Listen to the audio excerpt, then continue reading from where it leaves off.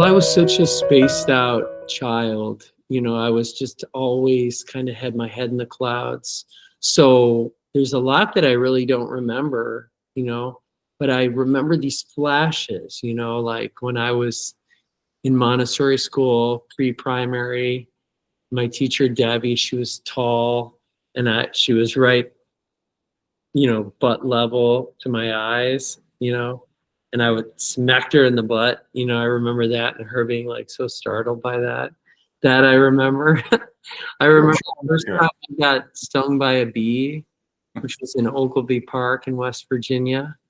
And my siblings and I think Libby and I and some of my cousins, we had a mop, and there was a bee's nest in the ground, where there was the wall of a cabin in the outside of it, and just at the very where the wall met the grass, inside of it was a bee's nest, and we were just for whatever reason poking the bee's nest with a mop, and then we would run, and of course they ran after us and stung me, and I was so surprised and so horrified, but I've been putting a mop in the bee's nest ever since. I remember as a kid drawing on the living room wall with crayons, really big. There was this corner under a coffee table, and I remember just wildly drawing all over it, and then feeling something in the air and turning around, and all of my siblings and my parents, everybody looking down on me like I hadn't noticed, everybody coming in, everybody watching me, and just getting in so much trouble in that moment. But I remember it's those moments where you're aware of your own being, your own consciousness, that those are the memories I have, and they go through my whole life. That the first time I was in Times Square after I moved to New York City, so this was May of 2000, and I looked around up at Times Square, and I was with my friends, and we were hopping over a curb, and I looked up, and it was like I was aware of my life. I was aware of what I was doing. It was like my soul or my mind was telling me to take a memory of this, and I looked up at Times Square, and I thought, this is what I'm going to do. This is where I'm going to be. This symbolizes my dreams, And then, this is kind of cool.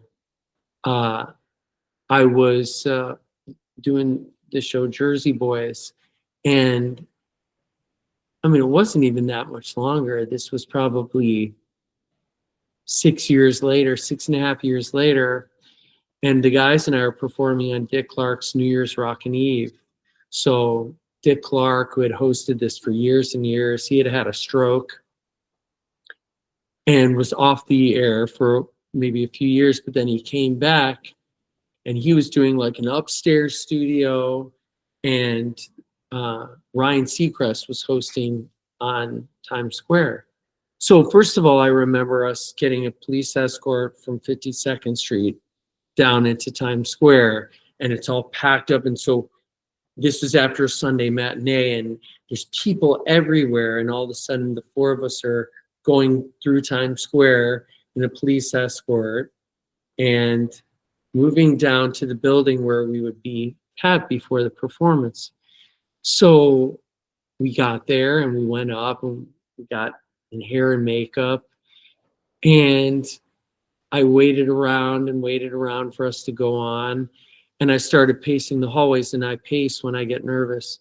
So I was pacing the halls, and I came upon an open studio door, and I peeked in, and there was Dick Clark inside with his wife and a director and a cameraman, nobody else in this room. And I kind of quietly walked in, and I stood in the corner, and I watched them go in and out of commercial. And it was very mellow in there. It was very calm and peaceful. And I just sort of was a fly on the wall for a few minutes. And then we left, and we went to the elevator, and all of a sudden the adrenaline starts hitting us, and we go down the elevator doors open, and the walk down the hallway of the front of the building, open the doors, big gust of cold air across our face, and then the distant but not too distant roar of Times Square filled with thousands and thousands of people, and we're walking towards the stage, and all of a sudden we're flanked by bodyguards on all sides of us, and I'm thinking, man, we are big time. We have really hit busy. And we're strutting down the street. We have security now. And then Ryan Seacrest walked a little faster than we did, and they all went with him. And we just, okay, well, so it was really for him. We went up on the stage, and he introduced each of us by name, and we performed.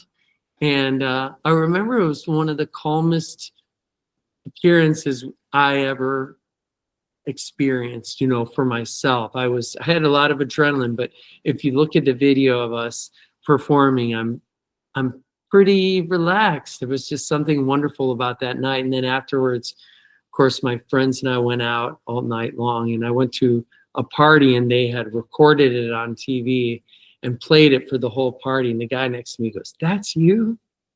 So that's one of my favorite moments.